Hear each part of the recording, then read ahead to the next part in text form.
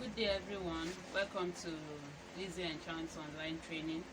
So today we are going to be starting with the autogele, and I already have my ashoke here. I've sewn it down, but I'm going to be giving us the measurements which I use, so we continue.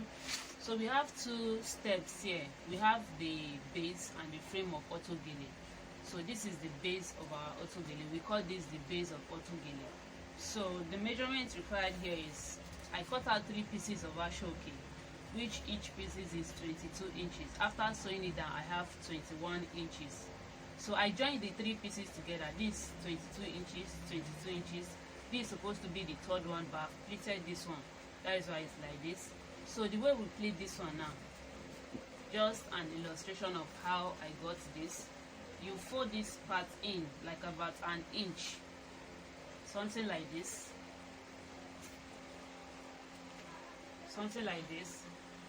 Then you sew it all the way down.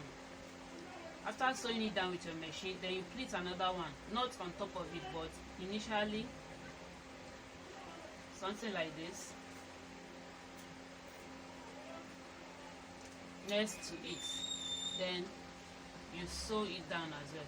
So it depends on how many pleats you want. I have 6 pleats here. So if you want your pleat to be more than 6, you have to increase the ashoke to be, instead of that 3 pieces, you have to make it 4, because if you pleat here to be more than 6, it will shorten this place and it will not be able to cover your client's hair. So I have 3 pieces here, but normally that 6 pleats is okay. So this is called plaster. It's called plaster. You can call it velcro as well. It's required here so that this gele can fit into any head size. So I have 4. I cut out 4 inches here. You can see I used my ashoke to cover the back so that it should be neat. So I attach it to the base of my autogele, and that is that about the base of the autogele. So moving to the frame now, I've already sewn it down as well, but I'll be giving us the measurements. You can see the first one is longer. So the first one is 45 inches long, while the second one is 23 inches long. So I increase it by 3 inches. Now the frame, now what I want to bring to our notice here is it's not compulsory use 3 steps as I have here. I don't want the gele to be too high, that is why I'm using 3 pieces here. But if your customer or you are doing for yourself and you want the frame to be high, so you go ahead by increasing the pieces of ashoke you have here. So after cutting the 45, the next one is going to be 23. So after 23, you cut out 26. So you go ahead by increasing by 3 inches until you get to the amount of pieces you want to cut. So I have 23 here and I have 26 here. So if you want yours to be 4, automatically the next one is going to be 29 inches. So that is that about the frame. So moving to the main thing now, we are going to be needing our mannequin head to form our frame. I usually use my mannequin head because I don't want the gele to be obvious that it's an autogele. But while you use your mannequin, it comes out as if it was tied. So that is why I use my mannequin, and I'm going to be showing us. So you can see this. I just want to show us how I form my own autogele frame. So I fold in an inch here. You can see it. I folded in an inch here. Then I'll place it on my mannequin head, just like this. Then the next thing you do is to make sure that both the handle are equal. This hand here, make sure that they are equal. So when you've seen that that place is equal, then you go ahead. I want to secure it to my mannequin head, so I'll be able to form my plate.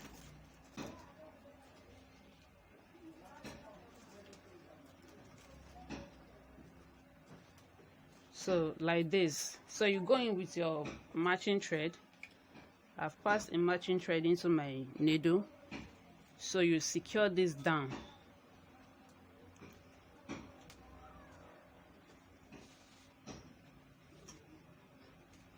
You secure this down.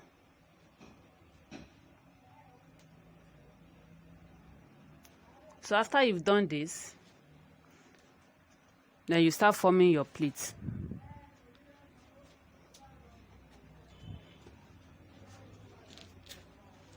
Watch carefully what I'm doing.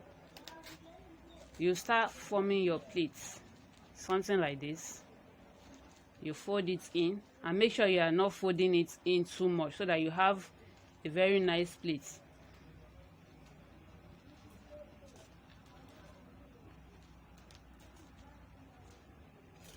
Hope you can see what I'm doing.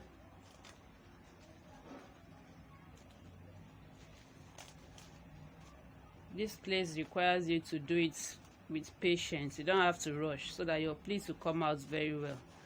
So you can see. So another thing I want us to notice is that just try as much as possible to see that the exact amount you folded in this place, that is the same thing you fold in here, so that at the end of the day, when you are done pleating, everything will be equal. You can see it. And while pleating, make sure you arrange. So after you've done this, you will come back here.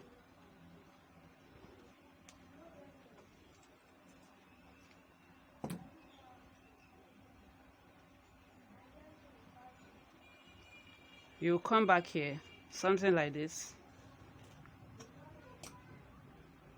Then you tack it down with your needle and thread.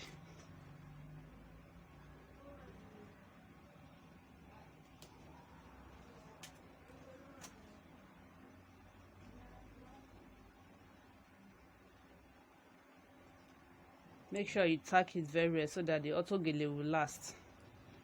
So you go to the other side and do exactly the same thing. You come here, you tack it down.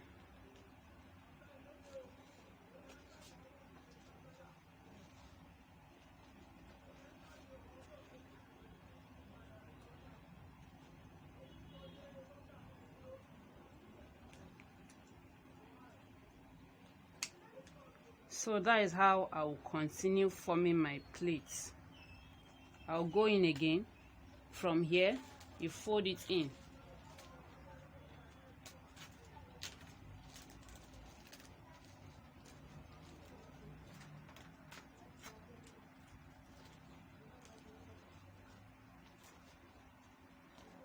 You fold it in like this.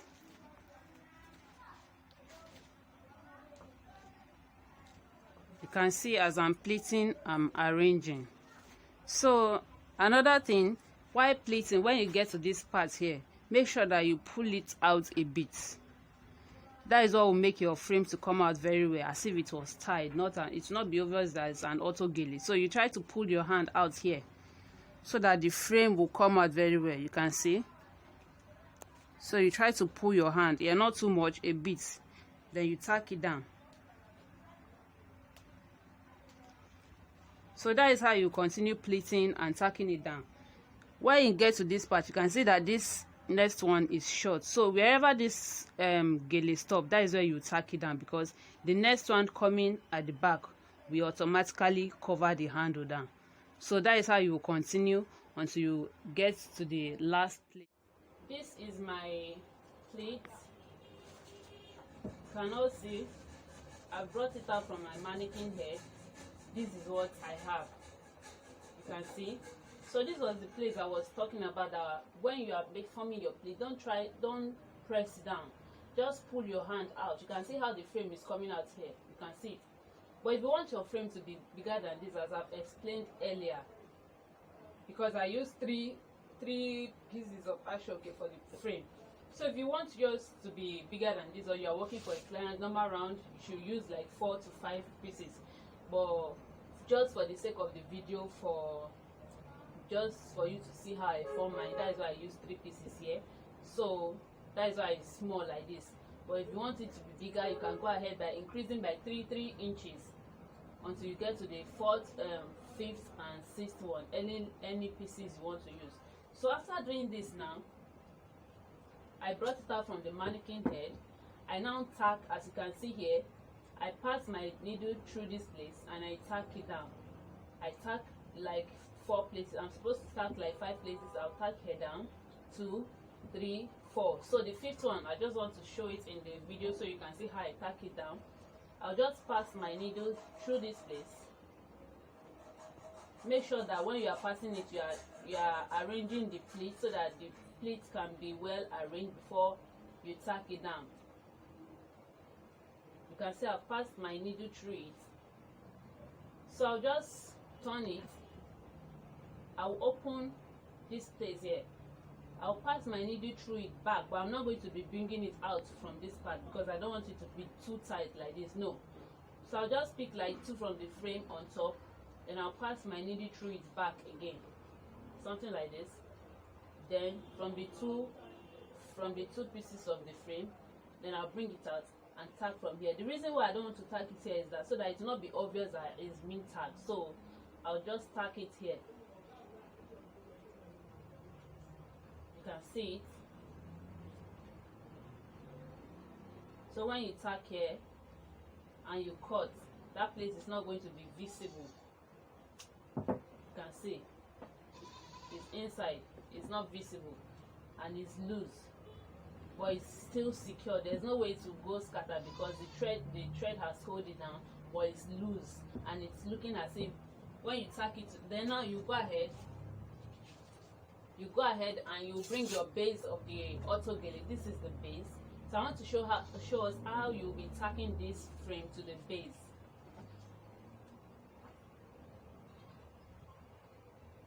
So this is it.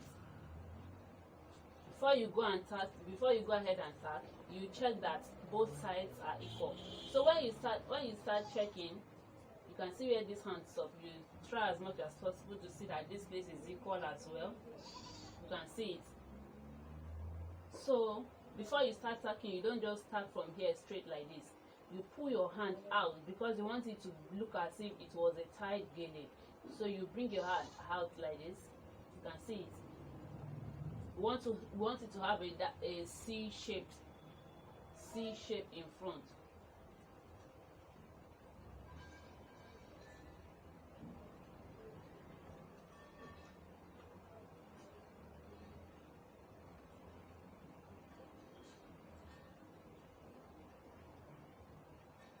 So you tack.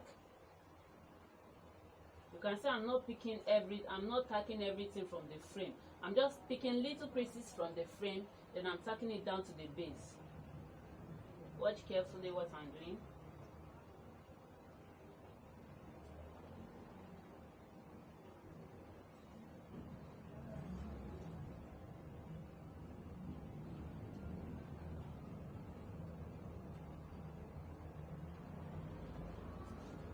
So you pick, after you've tacked the beginning very well, then you pick 2 pieces from the frame,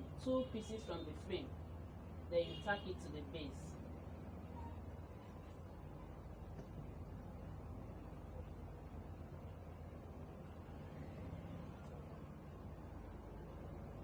This is it. 2 pieces from the frame.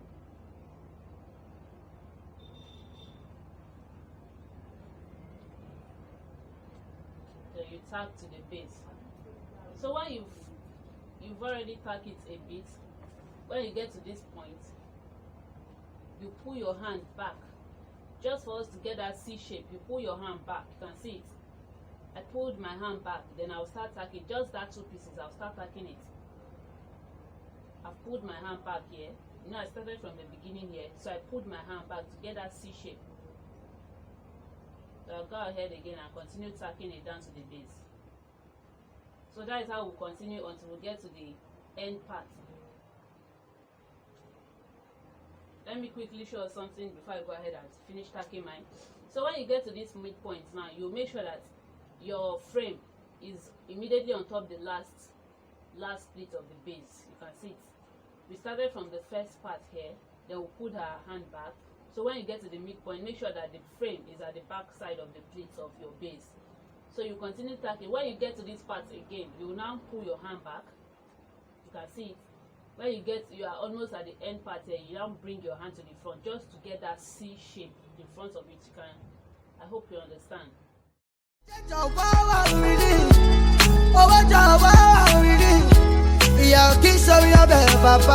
Let's be before it gets